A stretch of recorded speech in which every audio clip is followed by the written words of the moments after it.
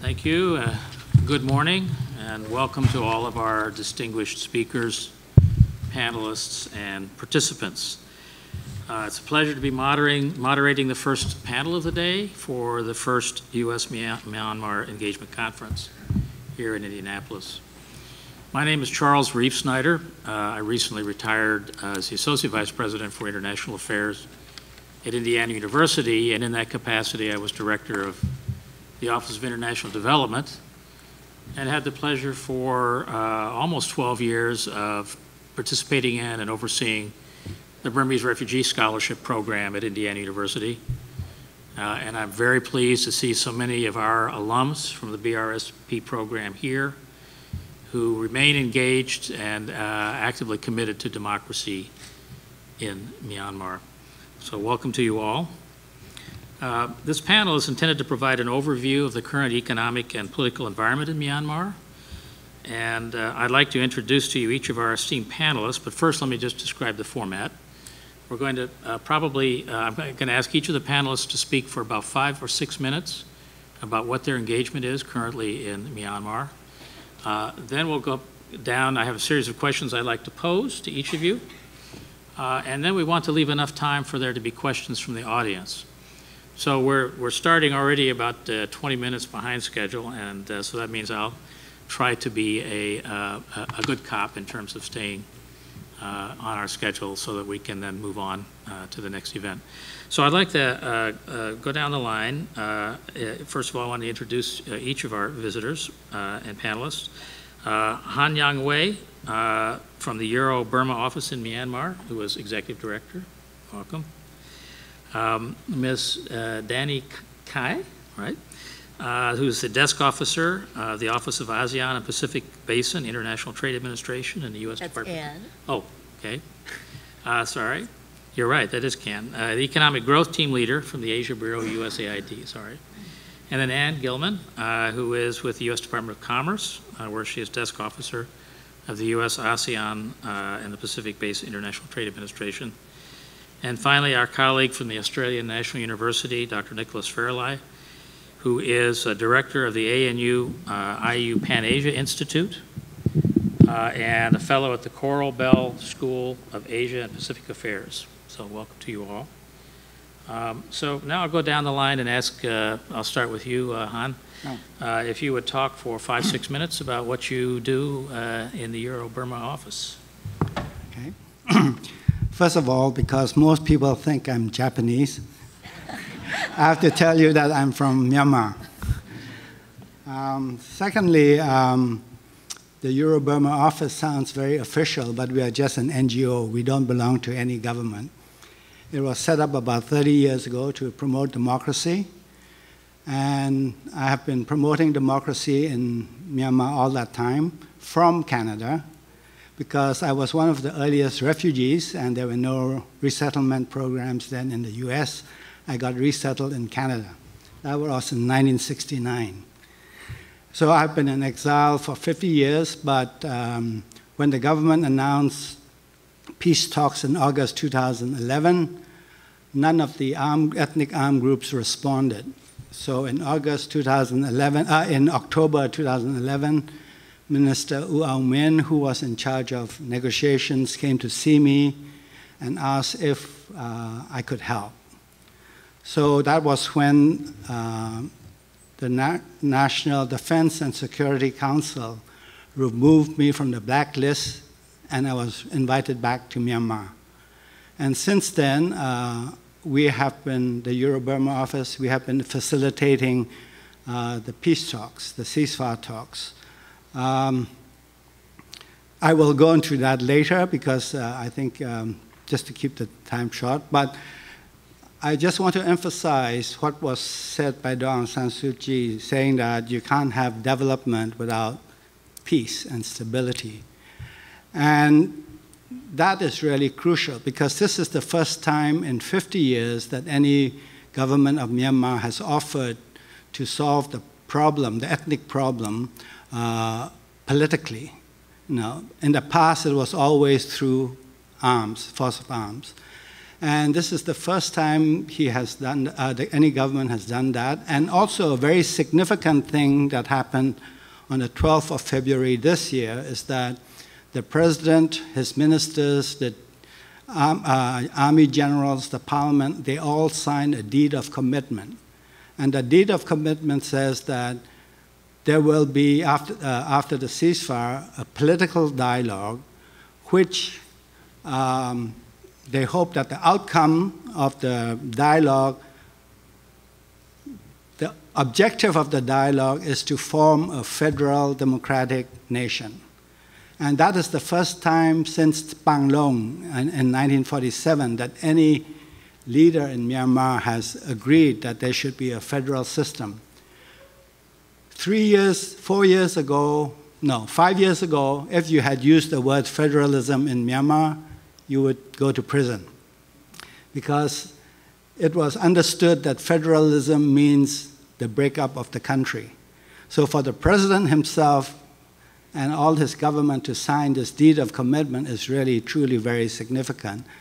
And if we can get that, if we can get that dialogue going, we have a solution in Myanmar to end the decades, more than half a century civil war in the country. So I am very hopeful, but at the moment, we can't start the dialogue yet because we need a nationwide ceasefire signed first, and that has not yet been signed. And after the nationwide ceasefire is signed, there will be discussions on how to proceed with the with the political dialogue. And we hope to get all of that established before the elections so that whoever becomes the next government will continue with the dialogue, because we cannot, there's not enough time now to begin to actually get into the meat of the matter. So we hope to establish it by the end of August, because elections are in November and you have 2 months of campaigning. So if we can get it done by August, we will have that stability, we will have that peace. If we don't, then the new government, whoever it is, will have to start negotiations again from scratch. So this is a very crucial moment. I'll stop there. Thank you. Thank you very much. Thank you for the introduction, and thank you to Indiana University and also to the Burmese American Community Institute for hosting this conference. I am really excited to be here today. We've been working with the Kelley School of Business for the last year and a half on the university partnership with Yangon Institute of Economics. So we've met with the Kelley School team several times actually in Burma and also in Washington, D.C., but this is my first time in Indiana, so I'm really excited to be here. And I'm also excited to see just so many people from the community come out to participate in this conference, and the topic is really important. So my name is Yanni Kai. I work in Washington, D.C., covering all of Asia, primarily in the economic division. And I had the opportunity to work in Burma when USAID first established our mission in 2012. We've been providing humanitarian assistance in Burma since 2000, but we didn't officially launch our mission until 2012.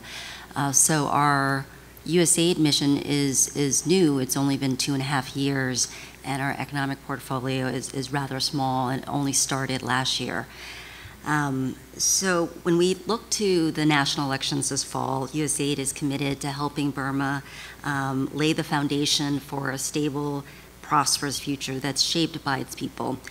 And citizen engagement is at the core of everything we do, from our democracy and governance work, which Chris Milligan has highlighted in his remarks, to our health work. We work primarily with on maternal child health and strengthening health institutions, to our economic development work. So when we're looking at economic development, Da Suu Kyi has stated that you can't have economic development without political development, and we see that it goes hand in hand in many ways.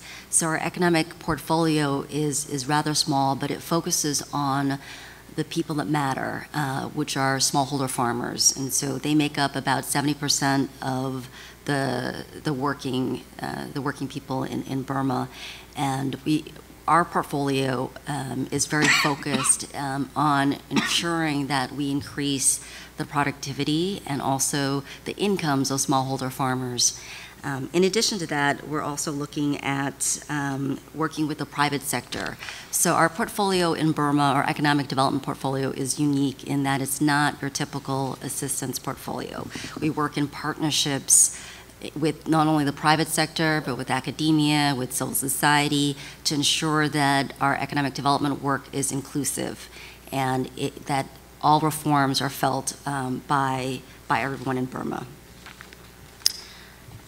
So one of the things that we work on is ensuring that as Burma is opening up and there are more opportunities for investments, that we lay the foundation for a market economy, and that's looking at the policies, and that's looking at developing the institutions and providing capacity building to the government, but also to the private sector and to civil society to engage with the government on the reform process.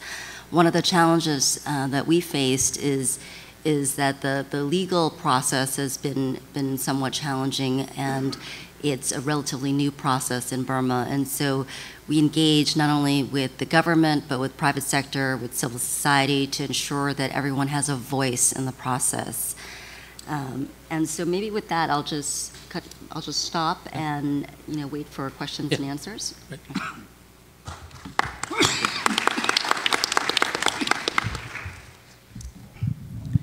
Good morning, everyone, or Minglaba. Thank you very much for having me here, Indiana University and the Burmese American Community Institute. It's an honor to speak about a country I'm very passionate about, Myanmar. I first started getting interested in Myanmar when I was working in Hong Kong, and I heard the American Chamber of Commerce start to talk about this country opening up, and American companies had had a good experience working there in the past, and so it was an exciting opportunity. I then went to graduate school where I focused on Southeast Asia and Myanmar and studied Burmese for 2 years, and during that time spent about 2 months in Myanmar studying Burmese, helping out as a teaching assistant at the Center of Excellence at Yangon University, and really enjoyed my time there. And now I'm at the International Trade Administration, where I'm the Myanmar, Thailand, Laos, and Cambodia desk officer. In this role, I help US companies who want to export to these countries. I promote US commercial interests abroad, and I'm concerned with market access issues that could prevent or hinder US companies selling to these markets in Southeast Asia. I work closely with our US Export Assistance Centers, or USEACs, throughout the United States on raising awareness with US industry about the opportunities and challenges that these markets present. Mark Cooper, the director of the USEAC in Indianapolis, is here today and will be moderating one of the panels this afternoon. Partner closely with my colleagues in the Foreign Commercial Service, including our new office in Yangon, which was opened by Secretary Pritzker during her trip to Myanmar in June 2014. The Commercial Service provides on-the-ground assistance for American companies who are trying to navigate the complex commercial environment in Myanmar. Currently, Jim Golson is the Senior Commercial Officer, and he leads a team of 3 commercial specialists from Myanmar. The commercial specialists each focus on specific industries. They've already met with over 250 American companies interested in the market, and there's already over 110 US companies on the ground. We offer many free and paid services to US businesses interested in the market, such as trade counseling, market intelligence. We produce the Country Commercial Guide annually, which you can find online. We offer a paid Gold Key service where our local commercial specialists set up tailored introductions with vetted partners, buyers, or representatives that fit the criteria our clients are looking for. The International Trade Administration will also advocate for qualified companies pursuing government contracts in Myanmar. In fact, we've already had a few advocacy successes in the country. In February, we hosted a webinar about doing business in Myanmar, featuring our Senior Commercial Officer, Deputy Assistant Secretary, and members of the private sector, and that was open to the public. The Commercial Law Development Program, run out of the Department of Commerce in partnership with USAID, just ran 2 training programs in Myanmar, a consumer protection roadshow, as well as a public procurement workshop. We also work very closely with the U.S. ASEAN Business Council and the U.S. Chamber of Commerce, listening to concerns of U.S. companies. Sometimes we run trade missions to the region. Secretary Pritzker led the first trade mission to Myanmar when she opened the commercial office. And yeah, so we are here to help U.S. companies interested in the country, and I'm really excited about the positive difference that I think American businesses can make in the country, and look forward to your questions later. Thank you.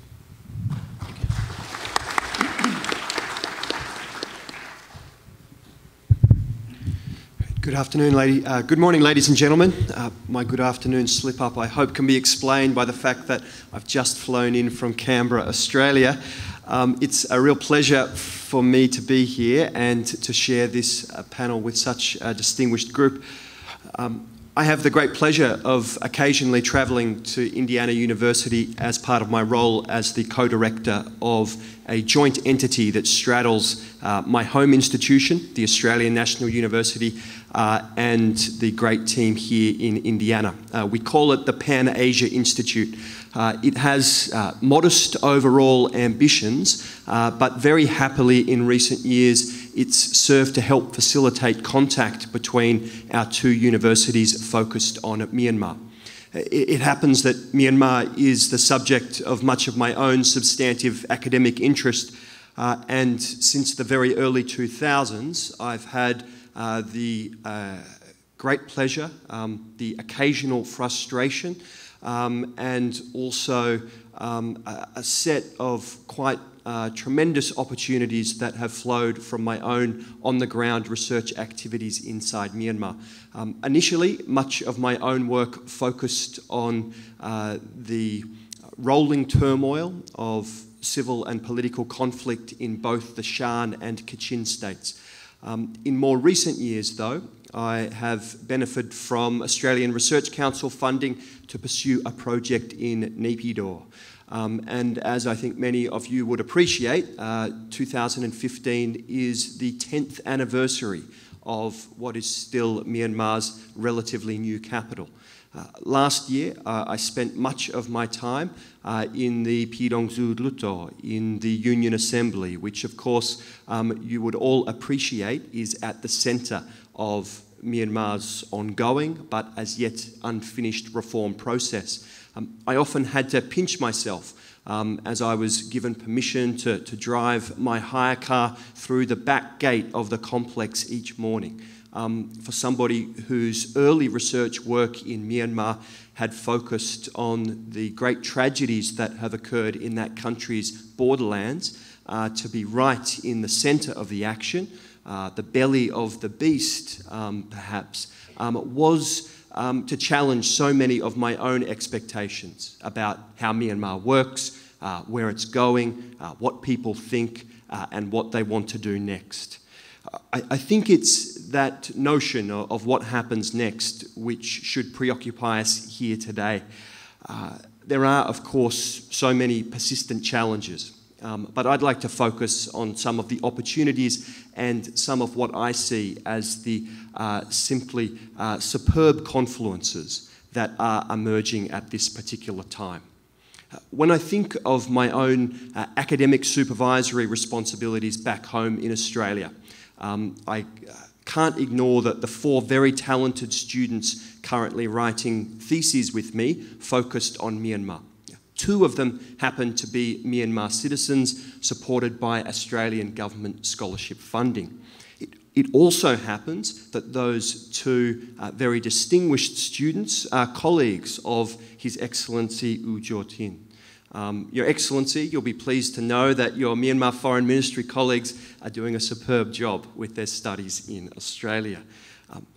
Again, to have such students with their passion for reform, their excitement about what Myanmar's future might bring, all welded to their official backgrounds and experiences is something that I think we should cherish and we should take advantage of.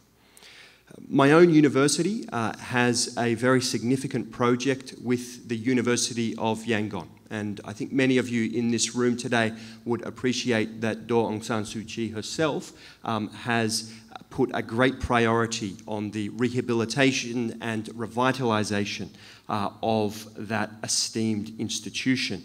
It's a direct analogue of the project that the Kelly School of Business at Indiana University has with the Yangon University of Economics. Such projects simply weren't possible even a few years ago. But the fact that we can now take them for granted, seek to improve them wherever possible, and also gaze out towards what might have once seemed like distant horizons, but which are now starting to come into our grasp. Those sorts of academic interactions and capacity building efforts will, I judge at least, be absolutely crucial to the long-term success of Myanmar's reform effort. There's a huge amount that still needs to be done, but it will, I think, be down to those of us like you gathered here this morning to do whatever we possibly can to ensure that Myanmar's nascent and tentative reform effort receives all of the support that it will require for many years to come. Thank you. Thank you very much. We'll now start with a few questions for our panelists before opening it up to the audience. And I'd like to start with Han Yang-Wei and ask if you could provide us a brief overview of the recent history of the peace negotiations and political reforms, and maybe shed some light on who the different stakeholders are that are involved, the military, the opposition, the ethnic minorities, and what role each of them are playing in the process. Thank you. Well, actually, the peace process in Myanmar, the ceasefire negotiations, is quite amazing because in about 3 years, the government had managed to negotiate simultaneously with 14 different armed groups and get ceasefires signed. In other countries, it's usually the government negotiating with one group, and it can take many years. So this is actually quite an achievement because even the minister in charge of the negotiations has said most of the points, 104 points in the nationwide ceasefire agreement, came from the armed groups, from the ethnic armed groups that have been fighting the government. It is not a government draft. And this came about because originally the government was negotiating, as I said, with individual groups, and then the armed groups decided that they were at a disadvantage because each group was getting very different results, and they started to work together.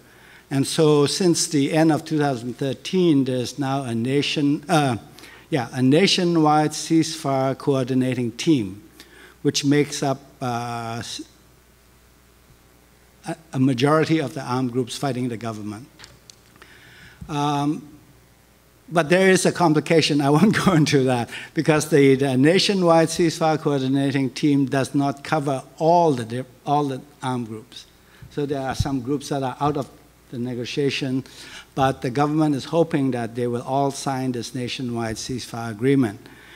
They came up with this nationwide ceasefire agreement especially because of that, because some groups were engaged in negotiations, some were not, and they wanted to cover everybody, so they came up with this nationwide ceasefire agreement. But the significant things about the negotiations people are not aware is that the government has more or less completely moved from their position.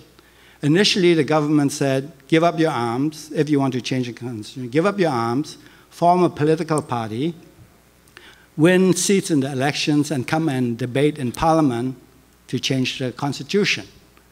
Now, the armed groups all said no, because as Daw Aung San Suu Kyi has just said, it's impossible to change the constitution through the parliament because the military has a 25% vote and they can veto anything.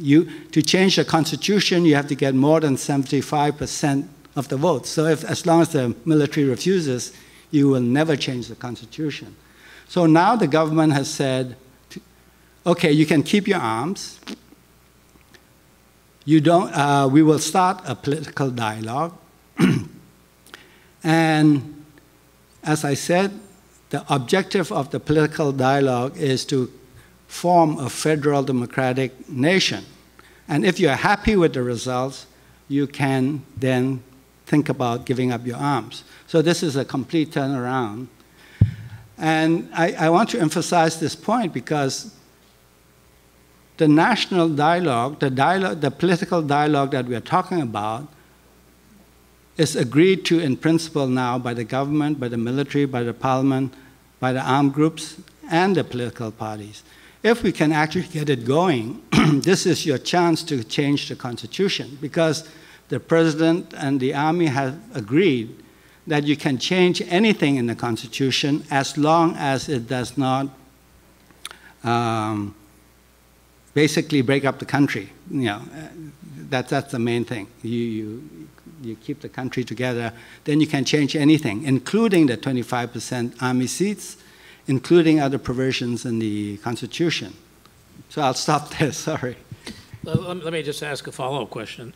With the change in the government stance regarding turnover of arms and so forth, have the other opposition groups who did not join into this dialogue, are they now more receptive to taking part in the process, or has that made a difference?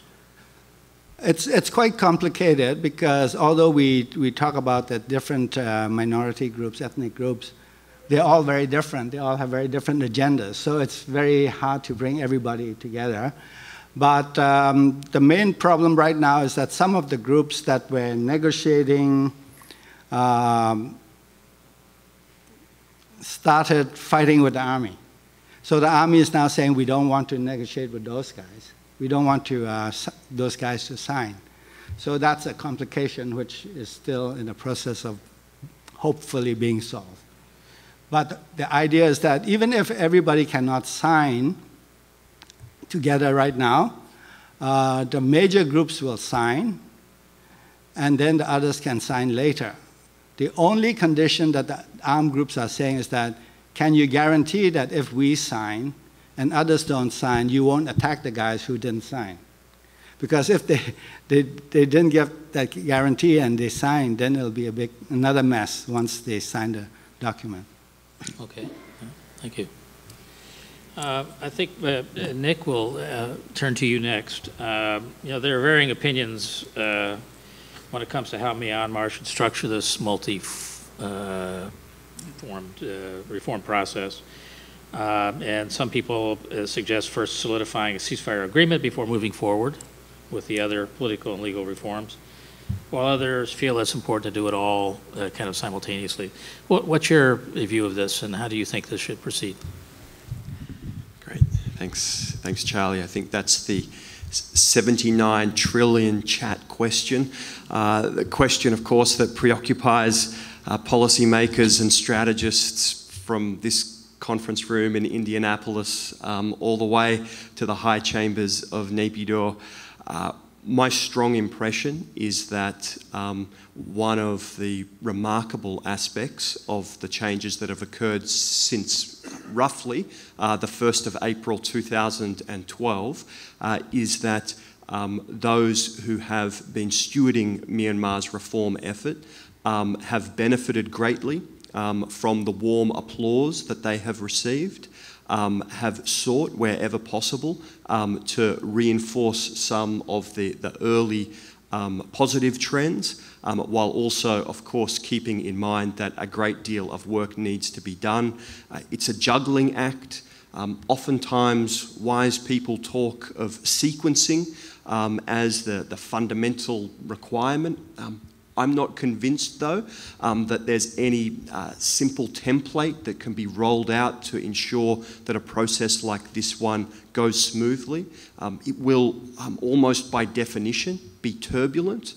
We see that turbulence right now. It won't end with the election that we anticipate should be held in November of this year. It perhaps won't end even after a further set of elections in 2020 or 2025. My great expectation is that Myanmar will continue to bump along. And with that in mind, we should temper some of our high hopes. this isn't to say that we need to get stuck in a deep pit of pessimism and paranoia. But we should be looking closely at what's possible, what sorts of resources are available, and we should also keep in mind that Myanmar is in a neighbourhood where electoral democracies have relatively shallow roots. Just look at the direct neighbours, and I'd suggest comparators.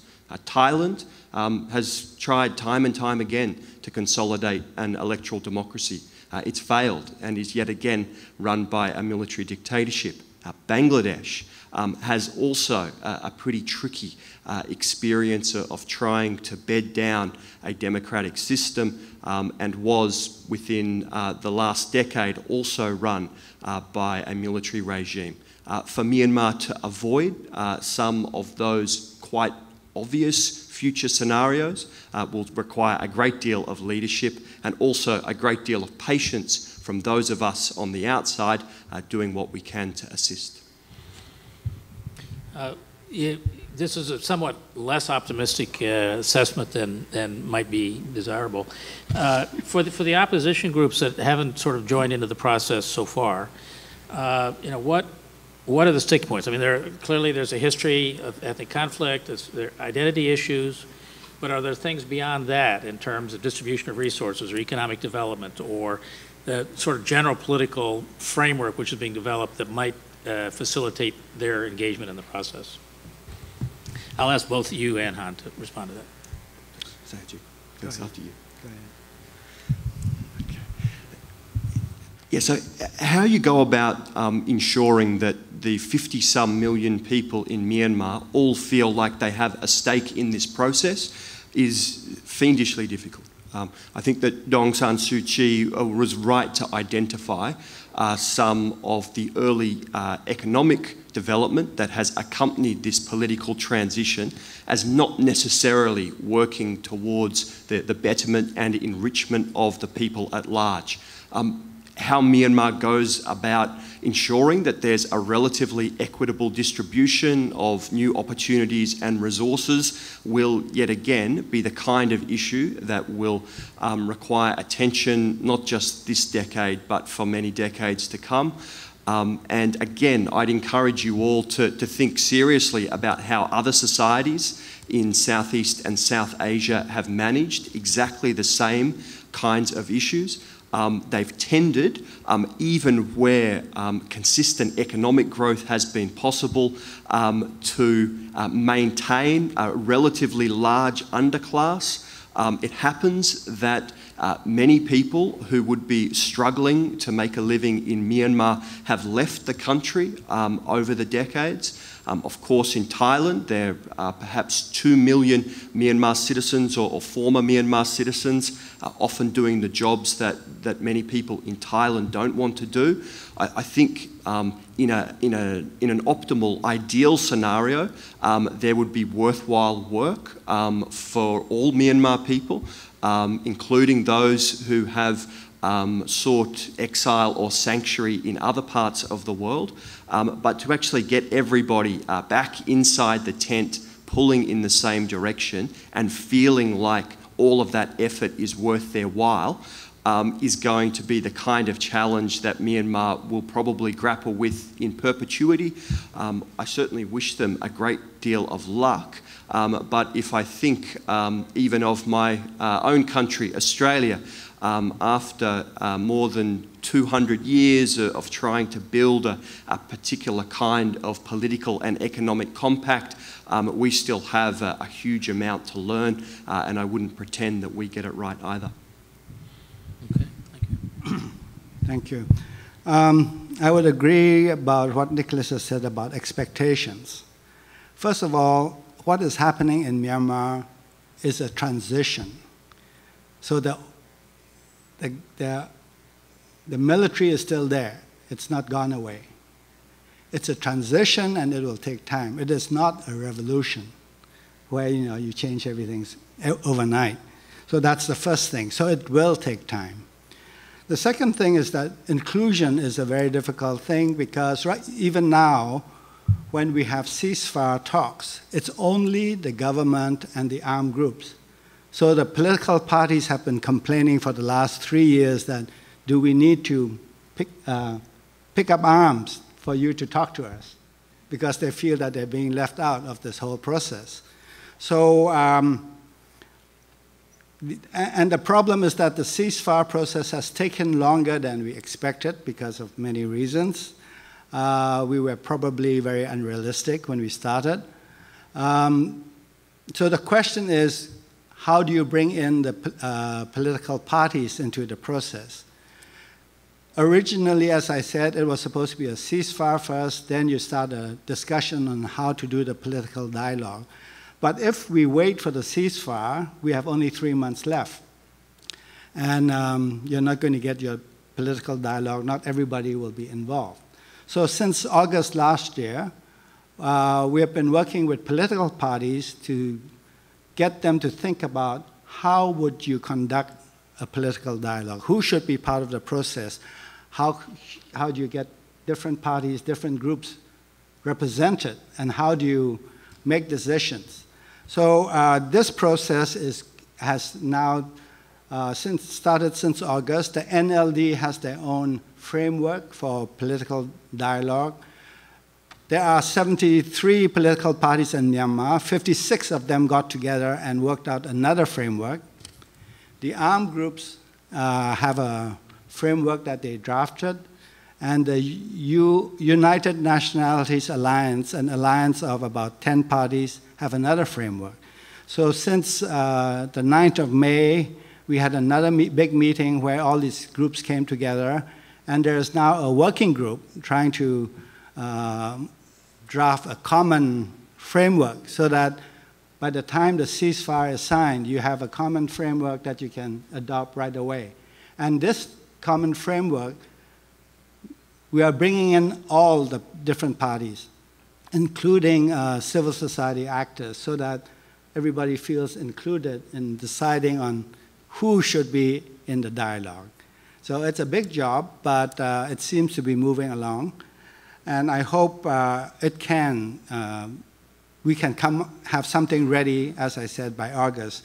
The other difficulty we have when you talk about inclusion is that there is a problem with some people in the community where they do not accept, for example, the Rohingyas in Rakhine State. There's also a feeling that the Muslims in Myanmar are not quite welcome. So those are some of the other problems that nobody quite knows how to deal with. I just wanted to flag that because it's not just the armed conflict. We have a lot of problems to deal with, and expectations are very high, but we need a lot of time. Thank you. I'd also like to now turn to Ms. Gilman and Ms. Kai and sort of ask you collectively a couple of questions. And in particular, in the context of all of this, why do you think Myanmar is an attractive place for investment, particularly foreign investment?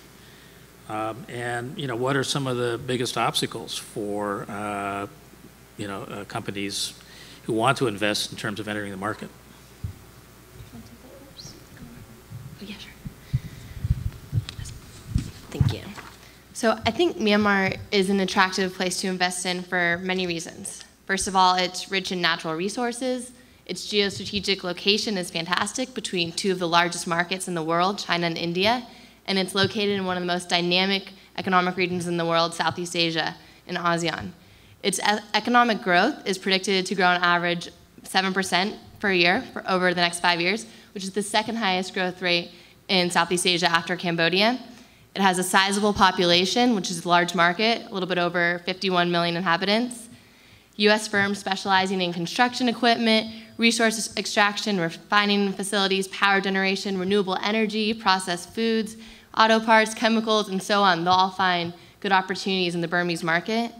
I think it's a great opportunity to get into a relatively untapped market at the ground and make a positive difference in a developing country, offering gold standard products, offering high standard of labor conditions.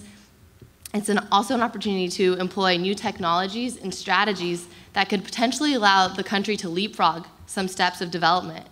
It has a young labor force with the average age around 27, and the wages are lower than neighboring countries, which would keep the cost down for companies investing.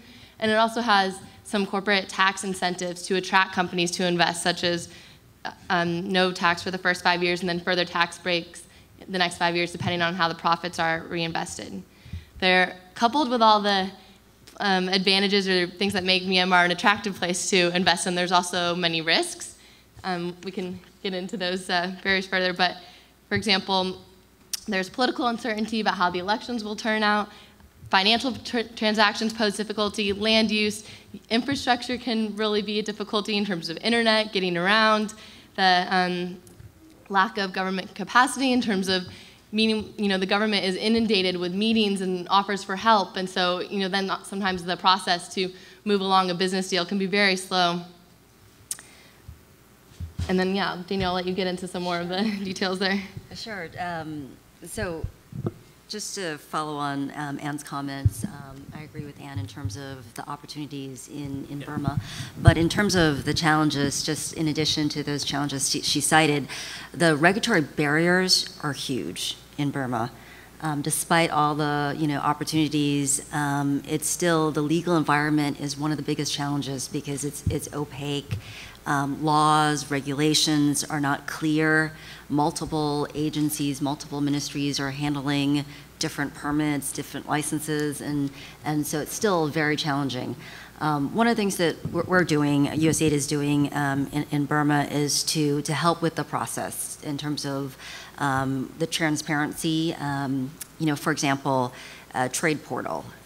One of the things that we're doing with the Ministry of Commerce is creating a trade portal, ensuring that all laws related to exporting and importing and all regulations are online, and it's available not only to the business community for those who are interested in exporting to Burma or importing from the United States, but also to civil society, that civil society can access that information as well.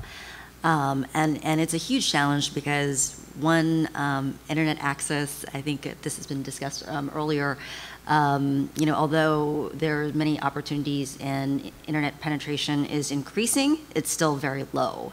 So even if you put a lot of this information online, it's still a challenge to access some of the information.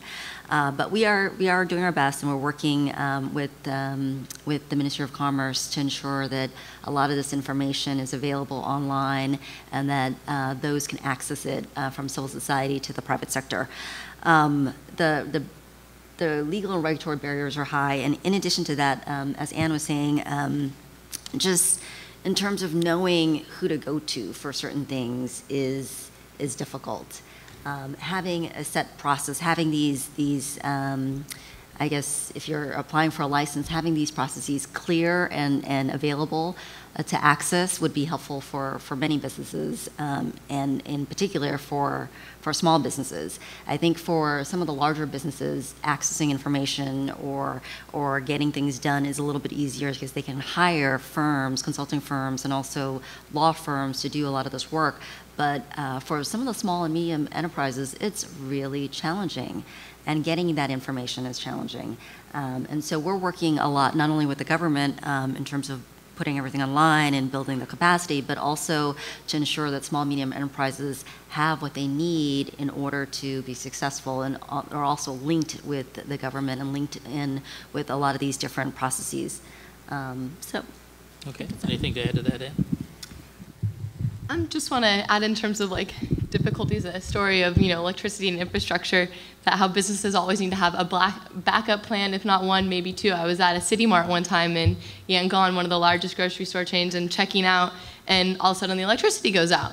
So they have an automated register system, and they're used to that. So now what do you do? How do I buy my goods? But they whipped out a book, actual ledger, and wrote down the transaction, and then I was able to leave. So just encourage businesses that do enter the market to think of backup plans and one or two, and you have to, it's I think an exciting place to do business because there's an opportunity to be really creative.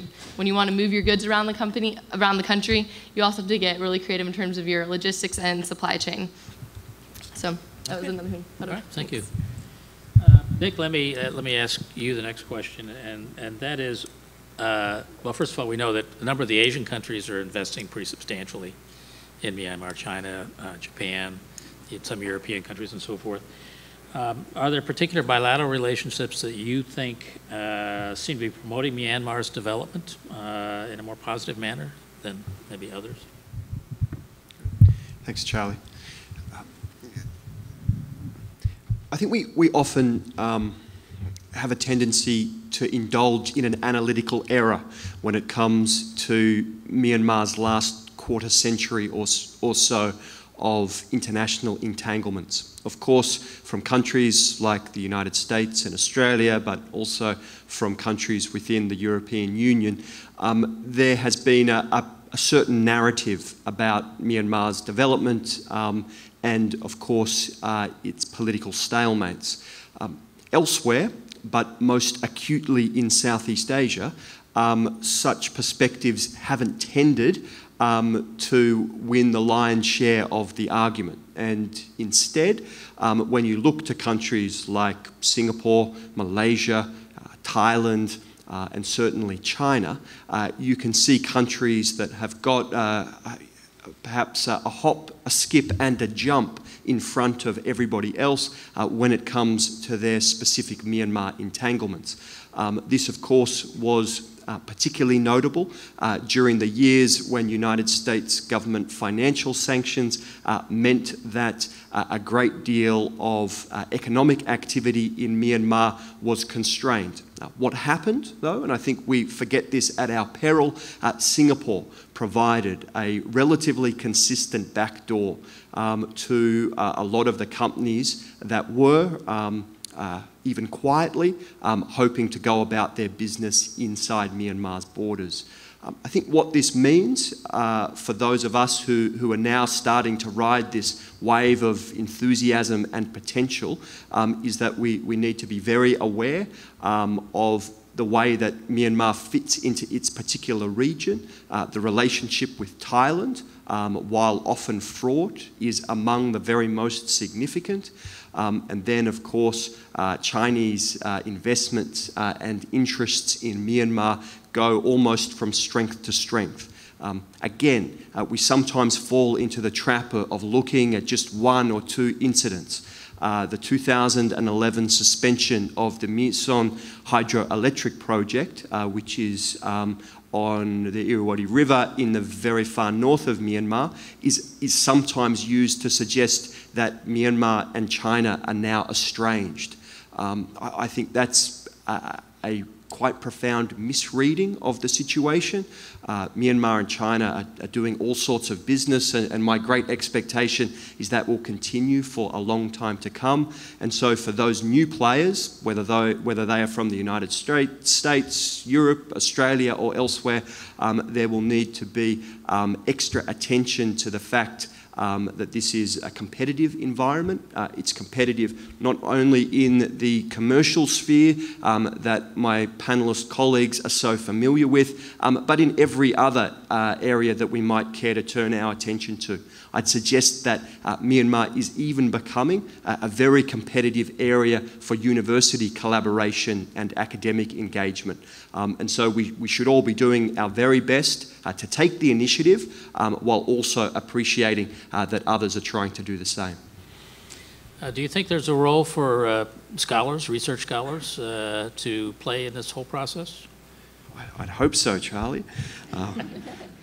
But what can researchers do in particular? Well, I think they can, first and foremost, do whatever they possibly can to try and illuminate many of the issues which have tended to lurk in the shadows. It was, when I was first in Myanmar actively as a researcher, a very difficult place to find out what was going on. It was only after a couple of years of very substantial effort that I had my first real deal conversations with any Myanmar officials. It was a few years later before I had any major interaction, at least, with Myanmar military officers. Nowadays, though, it's easy to get a meeting with officials. If you go to Naypyidaw and start knocking on doors, you'll be amazed at the kinds of invitations that will follow. And for that reason, those of us who are in the interpretive business, who are trying to get to grips with all of these changes, there is perhaps no better time than now. The window is open. It requires real savvy to get to grips with what's happening on the ground, but there's no reason to think that academic researchers in particular should be left out of this picture, and all of this needs to be seen in the context of the very real challenges that Myanmar will face in building up its own scholarly capacity over the decades to come.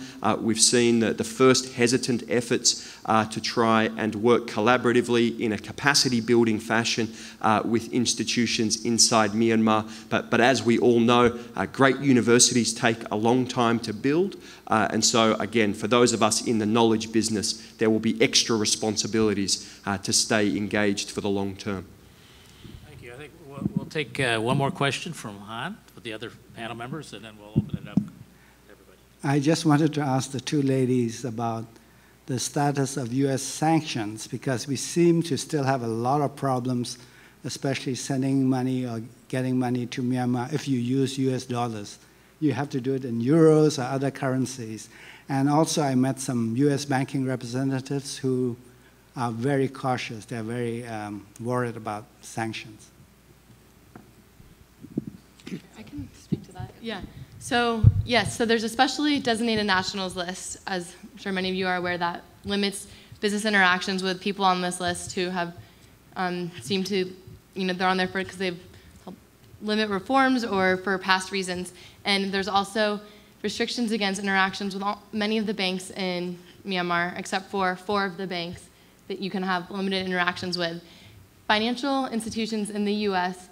are able to conduct most transactions with these 4 banks, but for them, the risk-reward ratio, I think, is not that great. And so that's why you'll see they are oftentimes reluctant to enable these financial transactions. So I think there are efforts to educate the banks and encourage them to operate within U.S. law, but also, they have to take into consideration their own risk-reward regime there. As far as the sanctions and the SDN list, there was a significant delisting a few months ago of Win Ong from the UMFCCI, and there is a paper process for people to apply to ask to be considered to be taken off the list. So the Office of Foreign Asset Control in the Treasury Department has a process that if an individual would like to ask them to go over his or her records to consider removing this person from the list, that is an action that a person could take regard to the future. So. But that's an extra burden for businesses trying to work in Myanmar. Sure, an extra burden, but if it's successful, the reward could be great. Okay.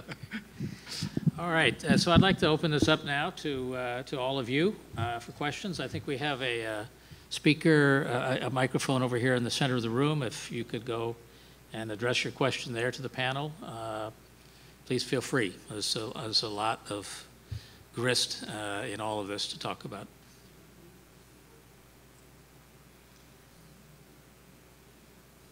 Well, good morning. My name is Dr. Tom Little. I'm the superintendent of Perry Township Schools here in Indianapolis, Indiana on the south side. We are extremely fortunate to have 12,000 residents from the Chin community in Perry Township, and it's been a wonderful experience. 18% of our student body is made up of Chin students. And you talk about the economic expansion. I was just curious if you have a window of perspective on the refugees coming to America again and to Indiana and specifically to Indianapolis area. Do you have a window of foresight on that as you see economic growth there in that area? Would you see the refugees leaving Myanmar, would you see that as slowing down, or would you see as escalating? It's always great to plan ahead for future growth. And again, I must tell you, the Chin students in Perry Township are very hardworking, industrious students, take education seriously. We have a wonderful working relationship with the pastors in the community. I needed some help one time, and I called and had 17 ministers sit around the table with me, helping these students acclimate to the country. It's been a wonderful experience for our district and our school corporation. But I would just like to know if you have a window of view of whether this continued influx of students coming into the community, or what you see in the future. Thank you. Sure. Maybe I'll tackle that, and please feel free to comment.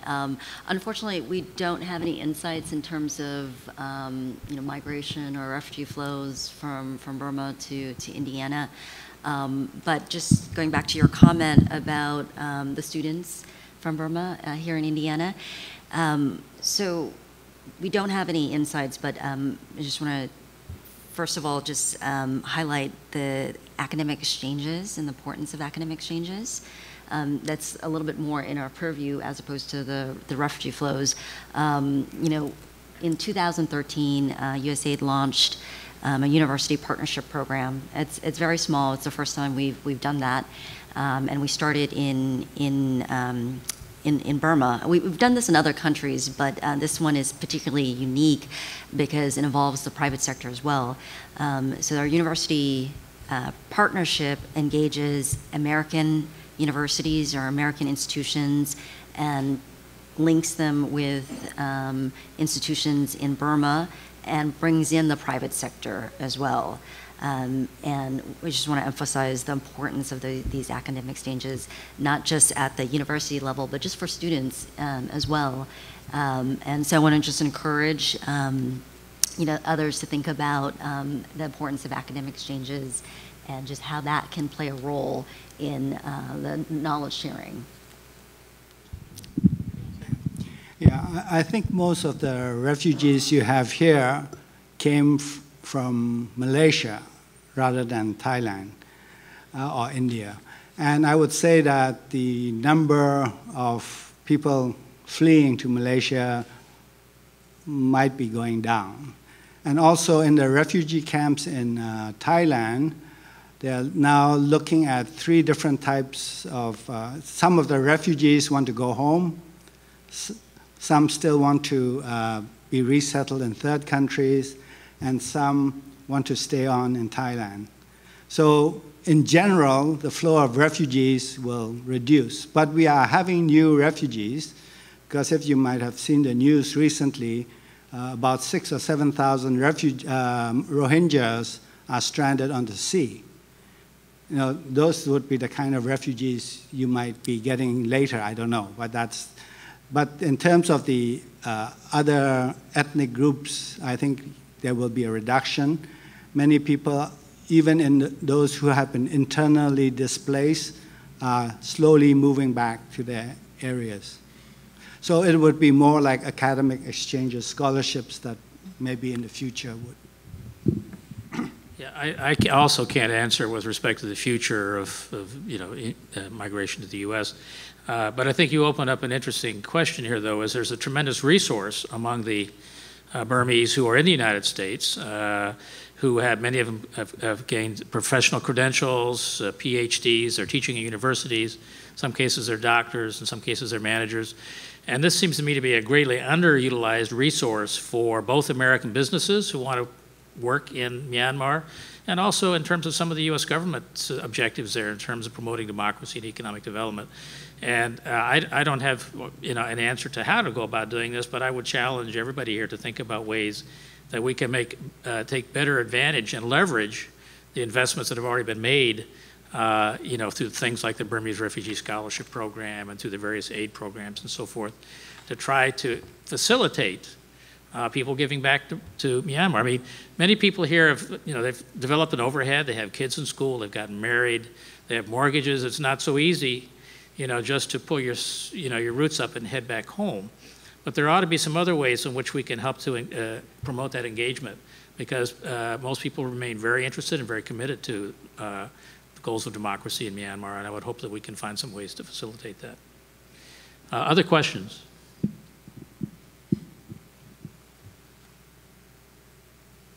Anybody? Well, then let me ask you know, a question sort of more directly of Danny, Mrs. Kai. You were there kind of at the beginning of the USAID opening in Myanmar, and you're you know, you're launching the economic portfolio in Myanmar. Can you talk a little bit about what some of the USAID's priorities are in this, and you know, what might be you know, on the horizon? Sure. Well, let me step back a little bit. I was in Burma in 2013 to help launch our economic portfolio, but USAID's portfolio is broader than just economic development. Actually, a good portion of our portfolio is focused on democracy and governance, and then health, and then after that, we have a smaller economic portfolio. So the economic portfolio goes hand in hand with the political development as well. And in terms of our priorities, back in 2012, the U.S. government signed a partnership with the government of Burma, the U.S. Myanmar Partnership for Democracy, Peace, and Prosperity. And there are four principles: inclusivity, transparency, accountability, and local empowerment. And those are the four principles in which we weave into our entire portfolio, from our democracy and governance portfolio to our health portfolio to even our economic development work. And when we talk about economic development, and Daw Suu Kyi in her remarks, you know, had made a point that, you know, the political and the economic, it has to be inclusive. And we totally support an inclusive process for economic development. When you look at the numbers of you know, GDP growth, like if you look at the numbers for investment in Myanmar, one of the things that we want to ensure is that, you know, more people of Myanmar, Burma, share in the prosperity and share in and has a stake in the future. So we're working quite a bit in agriculture, and the reason why we're focused so much on agriculture is that 70% of the population are in agriculture. A good portion of them are smallholder farmers. And so when you want to ensure that economic development is inclusive, you really have to look at this population. You really have to look at the people who are working in agriculture. So our priorities in economic development is agriculture, and then also, in addition to that, laying the policy foundation for a open market economy. And so that's looking at not only the policies, but also the implementing regulations and ensuring that as Myanmar opens, that it has the right framework for investments. And what I mean by that is ensuring that it meets, you know, WTO standards, ASEAN standards, ensuring that some of the things that I talked about earlier, transparency, that regulations are available online, those things are really important. And those things require not just kind of an effort from both the government, but also from the private sector, from civil society, to ensure that they have a part in the process as well. So in addition to agriculture, we're looking at policies and regulations as it supports the opening. We're also very interested in technology, specifically ICT, and seeing how we can use ICT to really spur development in a way that's transparent and in a way that's inclusive. So ICT has so much potential in terms of service delivery, in terms of really spurring economic growth, but also transparency as well. And so it's one of the reasons why in 2014, last year, we launched the U.S. Myanmar ICT Council, which is made up of 5 different American firms: Microsoft, Google, Cisco, Qualcomm, and HP. So those 5 firms are the founding members of the U.S. Myanmar ICT Council, and we're working together to really highlight international standards in ICT development. And in addition to international standards, but also looking at opportunities to use ICT in a positive way, so that way more people can access it, from youth to civil society to even the private sector. Any questions from the audience? Oh, wait, we have 2. Sorry. My question is related to what you just said, Danny. 2 parts. So part 1 is any standards or any rationalization of emissions regulations with other countries in the region? Do you see any signs of that? And the other thing is, in the power generation section, do you see an environment, legal environment that is becoming more open to allow foreign companies to come in power generation?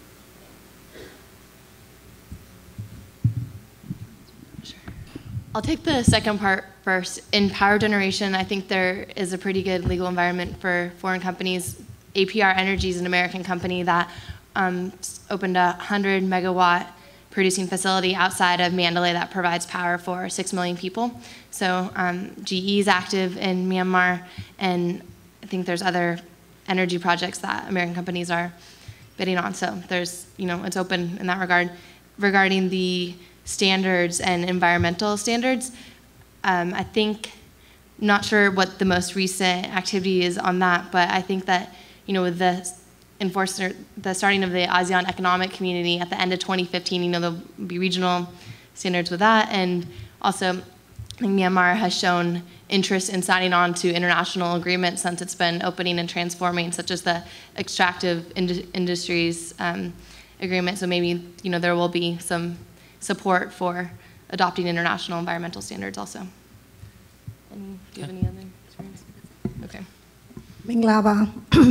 Good afternoon, everyone. I'm Dr. Anu Dirksen. I'm here for faculty here at IUPUI. I was a faculty of Rangoon University and different institutes because we're always moved around there.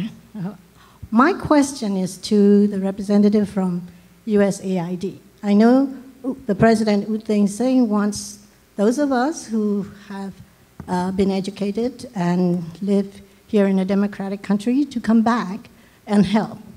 As an educator, I want to know how I can go back. My interest is in helping the country through education. And I would like to go back for teacher training because as a linguist, I would say communication skills are very important. Language skills are important. So that we can work with everyone from different countries, so there are no miscommunication, to be able to develop our economy as well as the political situation there. So I want to know how USAID would assist us or give us some kind of a grant to go back there and do some teacher training for maybe 3 to 6 months or a semester or so. Do you have any plans for that? And what is the process for applying for these things? Well, thank you for your question, and thank you for your desire to go back to Burma to help the country and help the people. I think that's really important. Unfortunately, USAID doesn't have a program specifically for teacher training. However, we're involved in different aspects of education. Like I mentioned earlier, our university partnership. I believe actually State Department has some programs, and unfortunately our colleague from State Department is not here with us today, but through State Department there are very specific programs targeting teacher exchanges, so there are academic exchanges, and not just teacher exchanges, but student exchanges as well through Fulbright and through other programs. And then there's an international visitor exchange as well, where we bring students, academics, business community from Burma to the United States, and then vice versa. So those are some opportunities, and we'd be happy to get back to you after this panel and provide you with some information and context. And just to get back to you on your question about grants. So we do have opportunities in terms of applying for grant opportunities with USAID, and the process is available online, but we have a couple different mechanisms. Organizations, NGOs are welcome at any time to submit an unsolicited proposal to USAID. However, I just want to let you know that that this process is a little bit challenging in that our funding is often earmarked by Congress, and so we're very our activities have to be targeted as mandated by Congress. However, any organization can submit an unsolicited proposal. There are other opportunities through our Global Development Lab, and it's this mechanism called the Global Development Alliance, GDA. And what that entails is like NGOs or private sector can submit proposals. They're actually short concept papers, up to 5 pages at any time. It's a rolling process. But the catch is that you have to engage the private sector, because it's our mechanism to really develop our public-private partnership, because our resources are limited, and we want to ensure that when we come to the table with resources, be it funding or expertise, that there's also a commitment from the private sector or from the NGO community that they'll put in the same amount of resources as well at a one-to-one leverage. And so that's available at any time, and it's through our Global Development Lab, and it's called the Global Development Alliance, and I'd be happy to provide you with more details after the panel. Well, thank you. I was a Colombo Plan scholar going to Australia for my master's, and a Fulbright also. And I do have a letter from the Fulbright director asking me to apply for a Fulbright grant. However, I just want to make sure that, because I do want to go back and help and give my homeland what I have learned, okay, to build up an understanding of democracy, because democracy has to be earned, as you all know. Through education, these can all be achieved. But to be able to even get these acceptance in Fulbright, they have an age limit, for example. We have been here long time, and maybe we're no longer qualified because of the age. But that does not mean we don't have the education or the skill or the knowledge, because having been a professor at the Rangoon University and also here, I have a lot of insight between US and Myanmar. So that's why I just want to contribute, and that's why I have these questions. But thank you very much for your answers. Appreciate the panel. Thank you. Thank you so much for your desire to go back and help. I really appreciate it. I think one of the things that I've been so impressed with the Burmese diaspora here in Indiana and also elsewhere in the United States is the level of education, highly educated community, and also the level of desire to do something, to make a change and to make a difference. And I applaud you for doing that, and I applaud the community for being so engaged in the process. Thank you. Nick, you made a passing reference to China. I don't think we can ignore China in this paradigm. China and development. If I look at China in Africa, it's an amoral presence. It wants raw materials. It doesn't care about political regimes.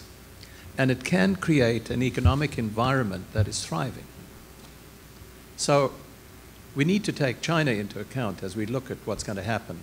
Irrespective of the election that might be taking place, let's assume that the election is a maintenance of the status quo, or worse, possibly.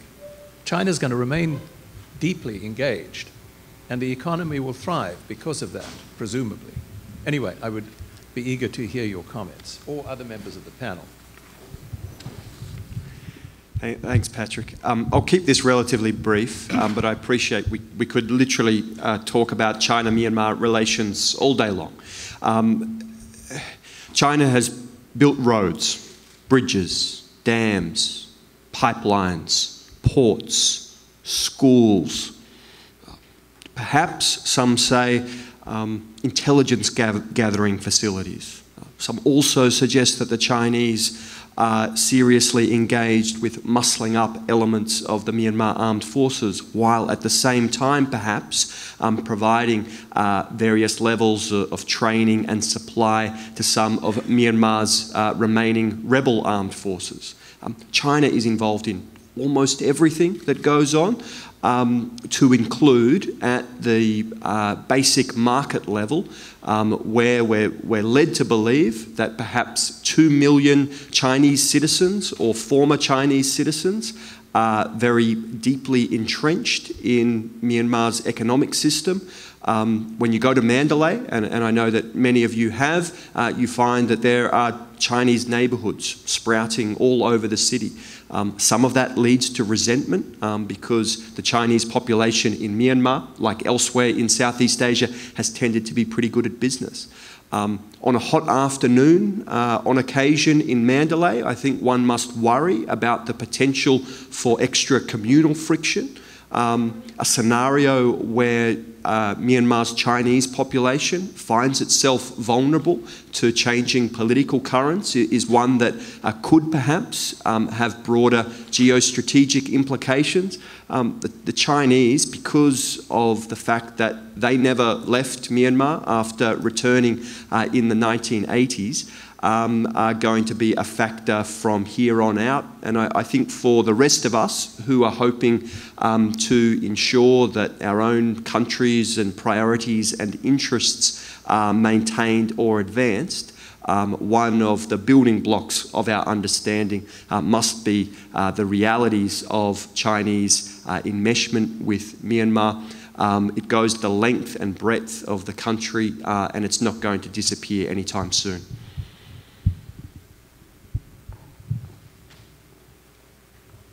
Hello, my name is Jane Gelhausen, and I work in international affairs for the city of Indianapolis. I have two questions. The first question is for Harm. I was really intrigued by what you were explaining related to the process, that it's a transition. It's going to take time. It's not a revolution. And you were talking about this process of 56 parties getting together, the military getting together, 10 others getting together. There's this task force. And I'm just really kind of curious about how this task force works. So is there a specific one-person leader? Or, because if you're going to try to accomplish this by the end of August, I think there has to be probably some clear leadership and clear direction. And I just was curious about the roles of this task force and how the sequence of the time, how that's defined, or is it defined? Then I have a second question for the ladies.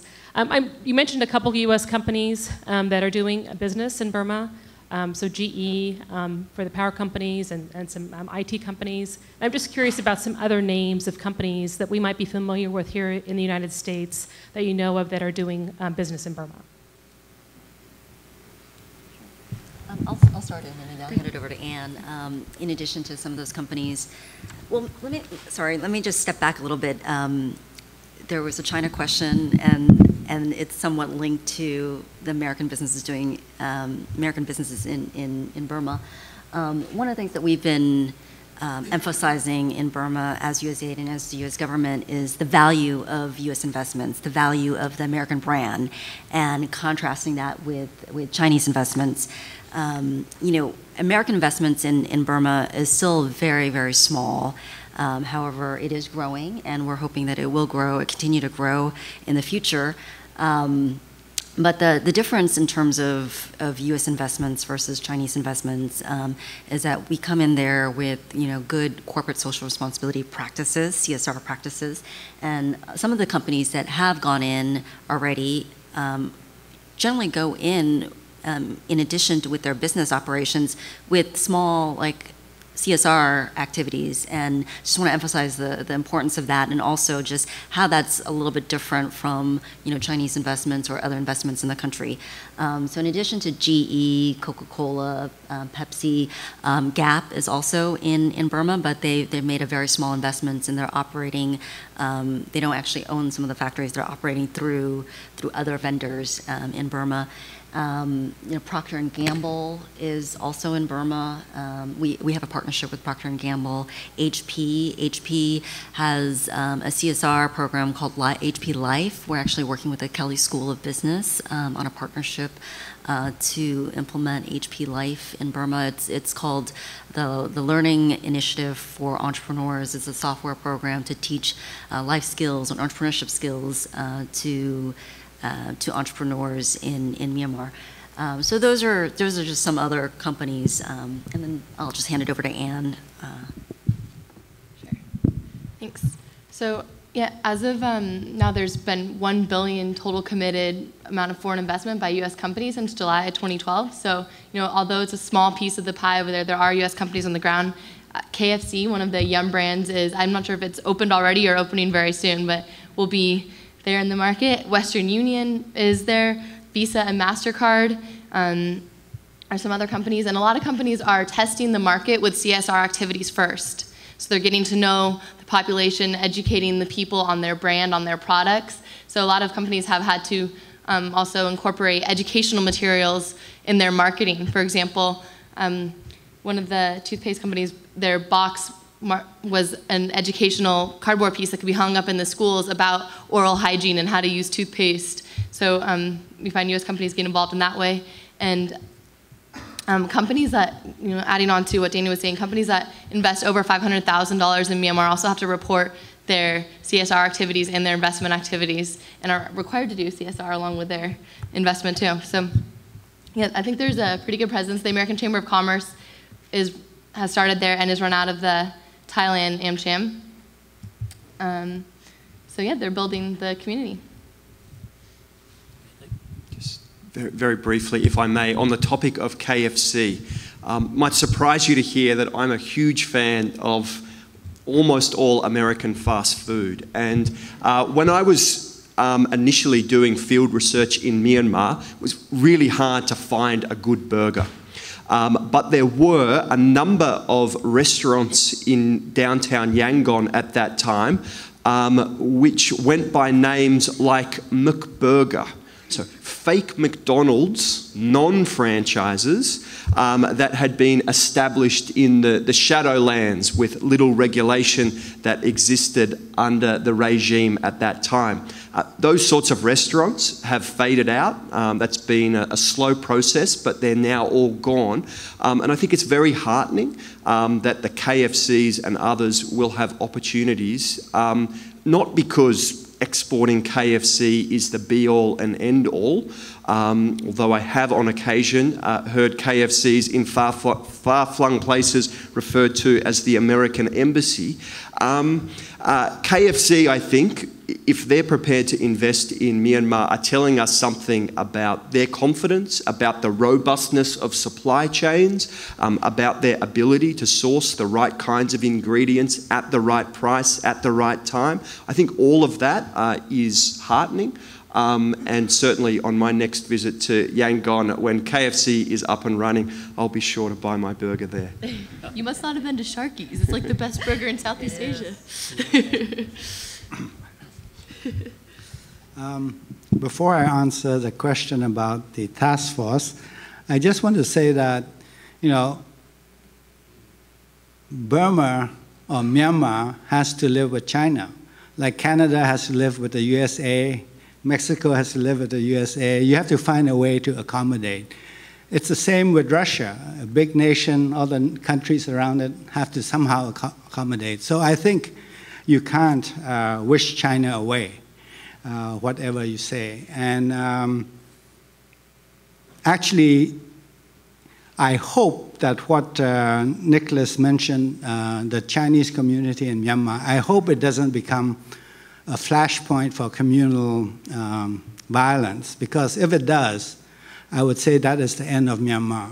Because right now, China is very happy to let Myanmar be a neighbor, a strong neighbor, and it likes to be surrounded by strong neighbors. But if its citizens are being killed, you saw what happened in the Ukraine with Crimea, what's happening now. So I hope that doesn't happen in Myanmar. It's in the interest of everybody to keep that down. I think you have to accept the Chinese living in Myanmar in the same way as you have to accept the Muslims living in Myanmar. So that's just what I wanted to say. In terms of all the different groups working together on this task force to come up with a common framework, we have been lucky in the sense that from the very beginning, in trying to facilitate the peace process, EBO, our organization, has been working with every group, every political party, including the government's party. And so, in a way, we are seen as a neutral facilitator. So we have provided all the different groups with the same resource person who has been able to help them develop their framework. So in one sense, they're all starting from the same basis. They're not going off in different directions. And so the task force is actually made up of the facilitators from each group working together. And there isn't a leader, so to speak, but it's more like a cooperative. But we provide the funding for the meetings and provide the venue and things like that. Thank you. Well, we've come to the end of our time. Unless you have one more question, we can take one quick question.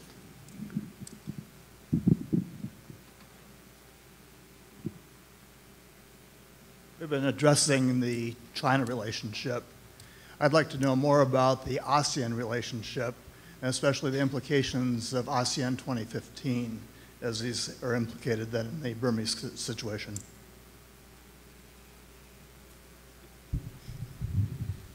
Okay, thanks very much. As I think most of you in this room will know, that on the 1st of December this year, the ASEAN community will spring to life. There are those who are overwhelmingly bullish about its prospects. They see this as something like what the European Union could have become, notwithstanding Greece and some of the other peripheral turmoil.